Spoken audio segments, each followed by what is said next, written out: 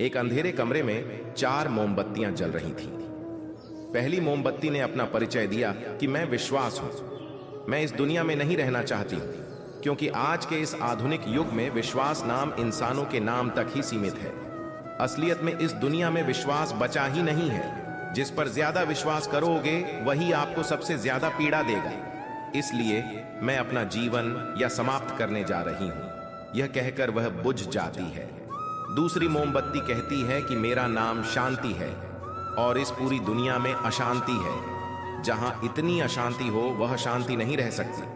क्या कहना चाहती हूं कि इस दुनिया में अशांति रहेगी या फिर मैं रहूंगी? हम दोनों साथ में नहीं रह सकते।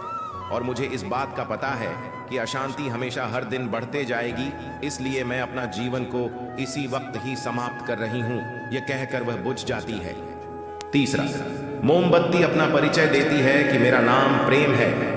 मैंने इस दुनिया से एक चीज सीखी है कि प्रेम लोग स्वार्थ के लिए करते हैं। जिस दिन इंसान का स्वार्थ खत्म हो जाएगा उस दिन प्रेम भी खत्म हो जाएगा। सच्चा प्रेम पाने के लिए मुझे किसी अगले अच्छे युग में जन्म लेना पड़ेगा। यह कल युग मेरे लिए नहीं है। यह कहकर वह भी बुझ जाती और अपना जीवन समाप्त कर देती है।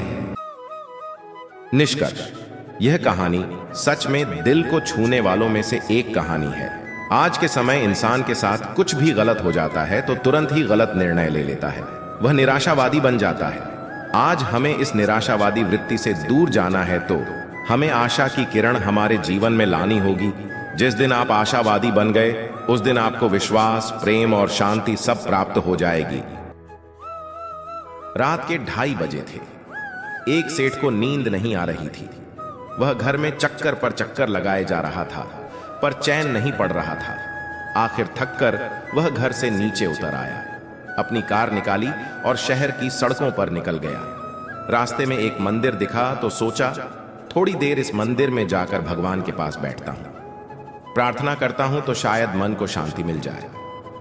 वह सेठ मंदिर के अंदर गया तो देखा एक दूसरा आदमी पहले से ही भगवान की मूर्ति के सामने बैठा। उसका चेहरा उदास था, परंतु आंखों में करुणा और आस दिख रही थी। सेठ ने पूछा, क्यों भाई, इतनी रात को मंदिर में क्या कर रहे हो? आदमी ने कहा, मेरी पत्नी अस्पताल में है। सुबह यदि उसका ऑपरेशन नहीं हुआ तो वह मर जाएगी और मेरे पास ऑपरेशन के लिए पैसे नहीं हैं। उसकी बात सुनकर सेठ ने जेब में जितने रुपए थे वह उस आदमी को दे दिए। अब गरीब आदमी के चेहरे पर चमक आ गई थी। सेठ ने अपना कार्ड उस आदमी को देते हुए कहा, इसमें मेरा फोन नंबर और पता भी है। अगर और पैसों की जरूरत हो तो निसंकोच बताना।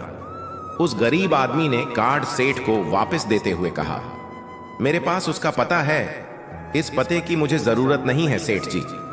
आश्चर्य से सेठ ने कहा, किसका पता है भाई? उस गरीब आदमी ने कहा, जिसने रात को 2:30 बजे आपको यहां भेजा उसका। उस गरीब आदमी का परमात्मा पर इतना दृढ़ विश्वास था कि रात को 2:30 बजे भी उसकी आवश्यकता अनुसार पैसे स्वयं उस तक पहुंच गए। संदेश, परमात्मा जो हमारे पालनहार हैं, हमें भी उन पर इतना अटूट विश्वास रखना चाहिए। एक भक्त था, वह परमात्मा को बहुत मानता था। बड़े प्रेम और भाव से उनकी सेवा किया करता था। एक दिन भगवान से कहने लगा, मैं आपकी इतनी भक्ति करता हूं पर आज तक मुझे आपकी अनुभूति नहीं हुई। मैं चाहता हूं कि आप भले ही मुझे दर्शन ना दें, पर ऐसा कुछ कीजिए कि मुझे यह अनुभव हो कि आप हो। भगवान ने कहा, ठीक है, तुम रोज सुबह समुद्र के किनारे सैर पर जाते हो। जब तुम रेत पर चलोगे तो तुम्हें 2 पैरों की जगह 4 पैर दिखाई देंगे। 2 तुम्हारे पैर होंगे और 2 पैरों के निशान मेरे होंगे। इस तरह तुम्हें मेरी अनुभूति होगी। अगले दिन वह सैर पर गया। जब वह रेत पर चलने लगा तो उसे अपने पैरों के साथ साथ 2 पैर और भी दिखाई दिए। वह बड़ा खुश हुआ। अब रोज ऐसा होने लगा। एक बार उसे व्यापार में घाटा हुआ, सब कुछ चला गया। वह रौदह पर आ गया। उसके अपनों ने उसका साथ छोड़ दिया। देखो, यही इस दुनिया की प्रॉब्लम है। मुसीबत में सब साथ छोड़ ढाट देते हैं। अब वह सैर पर गया तो उसे 4 पैरों की जगह 2 पैर दिखाई दिए। उसे बड़ा आश्चर्य हुआ कि बुरे वक्त में भगवान ने भी साथ छोड़ दिया। धीरे धीरे सब कुछ ठीक होने लगा। फिर सब लोग उसके पास वापस आने लगे। एक दिन जब वह सैर पर गया तो उसने देखा कि 4 पैर वापस दिखाई देने लगे। उससे अब रहा नहीं गया। वह बोला, भगवान, जब मेरा बुरा वक्त था तो सब ने मेरा साथ छोड़ दिया था, पर मुझे इस बात का गम नहीं था, क्योंकि इस दुनिया में ऐसा ही होता है। पर आपने भी उस समय मेरा साथ छोड़ दिया था। ऐसा क्यों किया? भगवान ने कहा, तुमने ये कैसे सोच लिया कि मैं तुम्हारा साथ छोड़ दूंगा? तुम्हारे बुरे वक्त में जो रेत पर तुमने 2 पैर के निशान देखे, वे तुम्हारे पैरों के नहीं, मेरे पैरों के थे। उस समय में तुम्हें अपनी गोद में उठाकर चलता था, और आज जब तुम्हारा बुरा वक्त खत्म हो गया तो मैंने तुम्हें नीचे उतार दिया है। इसलिए तुम्हें फिर से 4 पैर दिखाई दे रहे। जब भी अपने बड़ों के साथ बैठो तो परमात्मा का धन्यवाद, क्योंकि कुछ लोग इन लम्हों को तरसते हैं।